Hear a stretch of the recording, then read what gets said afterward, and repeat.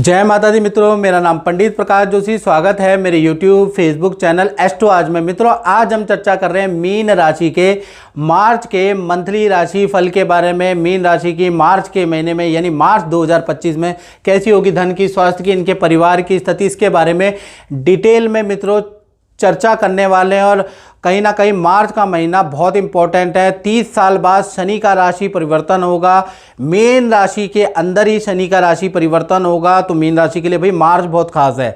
साथ ही साथ शुक्र, चंद्र, राहु और बुध की युति भी मीन राशि में ही बन रही है बाह्य संयोग, यानी शनि भी यहीं आ रहे हैं और ये जो चतुर्वर्गी ग्रह है इसका का युति भी मीन राशि में बन रही है। तो मीन राशि वाले इस कार्यक्रम को ध्यान से सुने, डरे नहीं, पूरा कार्यक्रम समझे तब आपकी समझ में आएगा। सबसे पहले जो भी मीन राशि वाले हैं उनकी मंथली कुंडली के बारे में चर्चा कर लेते हैं। ये आपकी मीन राशि की मंथली कुंडली है और इस कार्यक्रम को अगर आपकी जन्म राशि मीन है तो भी आप देखें, यदि आपका बोलता नाम मीन राशि से पड़ता तो भी देखें, तब भी आप पे एक्यूरेसी आएगी। और जो जातक और जातिकाएं, जो सब्सक्राइबर, जो फॉलोवर 6-8 महीने से हमारा कार्यक्रम देख रहे हैं, राशिफल देख रहे हैं, तो कमेंट करो, लोगों को बताओ कि इसमें एक्यूरेसी कितनी रहती है, कितनी बातें सटीक होती है। 100% नहीं होती, उतनी तो जन्म कुंडली से ही निकलती है। लेकिन अगर मैंने 10 बातें बताई और उसमें से 5 भी सही निकल गई, 4 भी सही निकल गई मित्रों,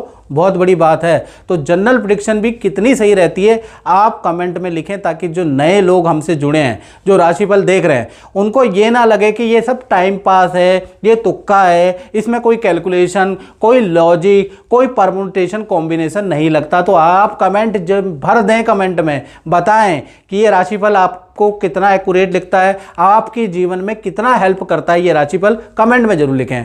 चलिए सबसे पहले हम जो भी मीन राशि वाले हैं उनके स्वास्थ्य के बारे में चर्चा कर लेते हैं। तो भाई स्वास्थ्य में देख रहे हैं चंडाल चौकड़ी बनी हुई है, शुक्र, चंद्रमा, राहु और बुध की युति आपकी ही राशि में बन रही है। तो 1 तारीख से लेकर और 14 मार्च तक इसका प्रभाव रहेगा।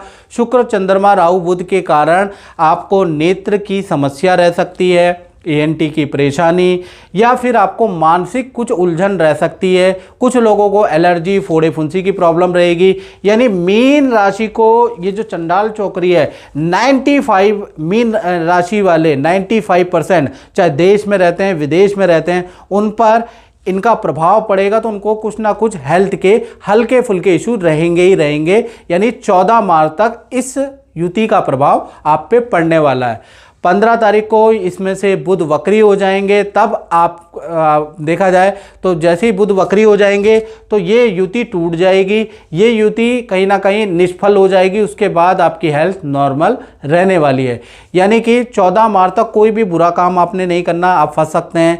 कोई भी मदिरा या कोई भी इस तरह का गलत काम आप बिल्कुल ना करें, ये चंडाल चौकड़ी आपको परेशान कर सकती है, याद रखिएगा। हाँ, 15 के बाद ये युति टूट जाएगी, आपकी मर्जी जो भी करें।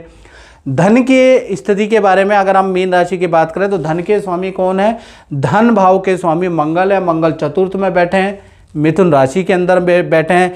यानी कि मिथुन राशि के अंदर चतुर्थ भाव में मंगल जो होता है वो वैसे बुरा, पर्सनल कुंडली में देखा जाए तो मंगल यहाँ पर जातक को मंगली करता है, दाम्पत्य जीवन के लिए अच्छा नहीं होता। लेकिन गोचर में यहाँ बैठा है तो गोचर कुंडली में मंगल का अच्छा और बुरा दोनों प्रकार का फल मिलता है। यानी कि अच्छे के बारे में बात करें तो कहीं ना कहीं मंगल, क्योंकि धन भाव के स्वामी है, डॉलरों में इनकम आपको मिलेगी, प्रॉपर्टी से संबंधित इनकम आपको मिलेगी, या क्रय विक्रय से, मार्केटिंग से आपको इनकम मिलेगी, विदेश से आपको इनकम मिलेगी। तो मंगल यहाँ से तो कहीं ना कहीं से आपको इनकम देने वाला है, क्योंकि मंगल इन सब चीज़ों का कारक है। और रुका हुआ धन आपको मंगल के कारण मिलेगा, जिसके लिए आप प्रयास कर रहे थे वो मार्च में मिलता हुआ नजर आएगा। तो कुल मिला के यहाँ पर आपको इनकम का फ़ायदा हो रहा है। यदि आप कृषि करते हैं तो कृषि में अच्छी सेल होगी, कृषि की भी इनकम आपकी बढ़ रही है। तो कुल मिला के मंगल का यहाँ पर बहुत अच्छा प्रभाव है। बुरे के बारे में अगर हम बात करें तो आपके खर्चे भी बढ़ेंगे मार्च में। इलेक्ट्रॉनिक आइटम पे आपका धन खर्च होगा, ठीक है ना। रेनोवेशन पे आपका धन खर्च होगा, अचानक ही आप घर का रेनोवेशन या ऑफिस का रेनोवेशन कराने की सोच सकते हैं तो उस पर धन खर्च होगा। वाहन पे आपका धन खर्च होगा, तो खर्चे भी आपके बढ़ रहे हैं तो इनकम भी आपकी बढ़ रही है। तो मध्यम धन के लिए मार्च का महीना रहने वाला है। माता दी ललित जी, जय माता दी। आपने कई साल पहले नीलम हमने आपको पहनाया था, नीलम दिखा दीजिएगा दर्शकों को, इसका क्या रिजल्ट रहा आप अपने मुखाबिरिन से बताइए। नीलम का रिजल्ट काफ़ी अच्छा रहा। मैंने नीलम पहनते ही दुबई चला गया और मेरा बिजनेस कई गुना इंक्रीज़ किया और काफ़ी मैं इम्प्रेस हूँ। अब मैं नीलम को भी हाई पोटेंसी इंक्रीज़ कराना चाह रहा हूँ आपसे। अच्छा। जी, नीलम को भी आप बहुत अच्छा करना चाहते हैं, मतलब नीलम बहुत ज़्यादा सूट किया। करेक्ट। लोग तो लेकिन नीलम से डरते हैं। मुझे नहीं पता, वो आपने चेक करके दिया था क्योंकि मैं आपसे लगभग 15 साल से मैं कनेक्टेड हूँ। इस बीच में कई सारे हमने स्टोन चेंज किया है। जो नीलम का रिजल्ट आया वो काफ़ी अलग है। नीलम का तो कहते हैं कि सूट करते ही एकदम से आदमी को राजा बना देता है। जी, नीलम का मैंने देखा है। देखा है जी, चलिए जी बता। Thank you. बात करें आपके परिवार भाव के बारे में, तो परिवार भाव में चतुर्थ भाव में तो मंगल बैठे हैं, तो कहीं ना कहीं जो परिवार के लिए मार्च का महीना वैसे शांतिपूर्ण है, लेकिन घर के अंदर वाहन का काम होगा, इलेक्ट्रॉनिक आइटम पे धन खर्च होगा, रेनोवेशन पे या प्रॉपर्टी पे धन खर्च आपका हो सकता है, यानी खर्चे वाला है। क्योंकि मंगल यहाँ धन भाव के स्वामी मंगल चतुर्थ में बैठ गए तो खर्चा तो होने वाला है, लेकिन परिवार की स्थिति अच्छी है। परिवार में जो युवा सदस्य हैं जो कॉम्पिटिटिव एग्जाम की तैयारी कर रहे हैं या जॉब की तैयारी कर रहे हैं, तो मार्च उनके लिए ड्रास्टिक चेंज वाला है। मार्च के अंदर कोई ना कोई खुशखबरी वो आपको देने वाले हैं, वेट एंड वॉच करें। अब बात कर लेते हैं मीन राशि के संतान के बारे में। तो संतान यानी पंचम भाव के स्वामी शुक्र, चंद्रमा, राहु और बुध, ये चारों ग्रह चंडाल चौकड़ी वाले ग्रह आप ही की राशि में बन रहे हैं, यानी कि ये आपकी राशि के अंदर बैठे हैं। तो कहीं ना कहीं 1 तारीख से लेकर और 14 मार्च तक छोटी संतान है मित्रों या बड़ी संतान है, उनको हेल्थ के इशू रहेंगे, यानी उनको ईएनटी की समस्या रहेगी, संतान की एकाग्रचित्ता में कमी रहेगी, संतान को हल्की चोट लग सकती है, उसके योग नज़र आ रहे हैं। यानी कि संतान के लिए बहुत अच्छी स्थिति हेल्थ में नज़र नहीं आ रही है, या संतान की कोई वस्तु का नुकसान संतान करेगी, या संतान कहीं ना कहीं अगर उनको बड़ी संतान है उनको वाहन देंगे तो वाहन का चालान कटा देगी, तो वाहन को कहीं ठोक देगी, उस पर भी खर्चा होगा। यानी संतान से संबंधित कोई ना कोई नुकसान इस चौकड़ी के कारण आपको देखने को मिलेगा। हाँ, 15 मार्च के बाद इनमें से एक ग्रह यानी बुध देव वक्री हो जाएंगे और वक्री होने से संतान का रुका हुआ काम बनेगा, यानी संतान के करियर में अच्छे अंक आएंगे। जॉब के लिए अगर संतान ने ट्राई किया है तो उनका जॉब का हो जाएगा। किसी स्कूल के लिए आपने ट्राई किया है तो संतान का रुका हुआ काम 15 मार्च के बाद होता हुआ नजर आ रहा है। और कुछ संतान के स्कूल चेंज के भी योग या स्ट्रीम चेंज के योग भी नजर आ रहे हैं। यानी 15 मार्च के बाद इस बुरी चौकड़ी का प्रभाव खत्म होता है। अब बात कर लेते हैं मीन राशि वाले विद्यार्थियों के बारे में। छात्र लोग ध्यान से सुने। तो भाई ये जो चंडाल चौकड़ी है, शुक्र, चंद्रमा, राहु और बुध, इसका प्रभाव आप पे भी पड़ेगा। तो रेडी पटरी का खाना मार्च में बिल्कुल अवॉइड करना है, खासकर 14 मार्च तक। 14 मार्च तक पेट की प्रॉब्लम, फूड पॉइजनिंग की समस्या, इन्फेक्शन की प्रॉब्लम आपको रह सकती है। तो 14 मार्च तक हेल्थ पे स्टूडेंट को ध्यान देना है, याद रखिएगा।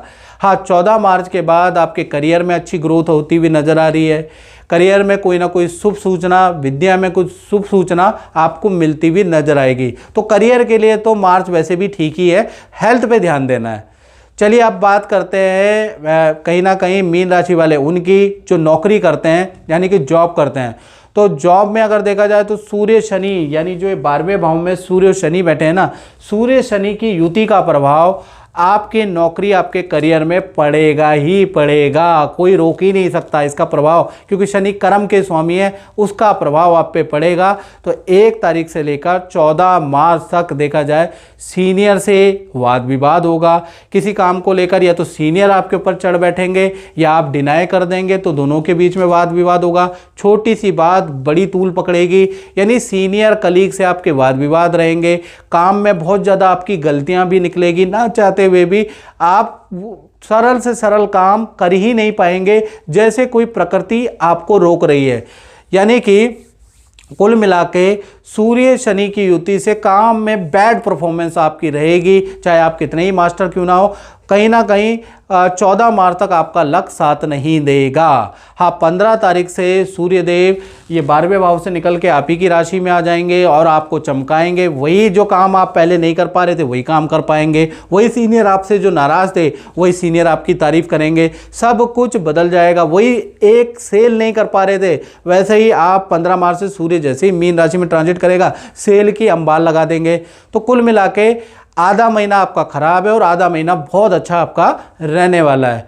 अब बात कर लेते हैं मीन राशि वालों के दाम्पत्य जीवन के बारे में। तो दाम्पत्य जीवन में देखा जाए तो सप्तम भाव रिलेशन का भाव होता है। लव कपल का भी यहीं से देखा जाता है, पति पत्नी का भी मित्रों यहीं से देखा जाता है। तो सप्तम भाव के स्वामी कहीं ना कहीं शुक्र, चंद्रमा, बुध और राहु के साथ में बैठे हैं और आप ही की राशि में बैठे हैं तो आप पे प्रभाव आएगा। यानी कि चाहे आप पति पत्नी हो, प्रेमी प्रेमिका हो, 14 मार्च तक यानी 1 से लेकर 14 मार्च तक शुक्र, चंद्रमा, बुध, राहु की युति से पार्टनर को कोई अशुभ समाचार मिलेगा।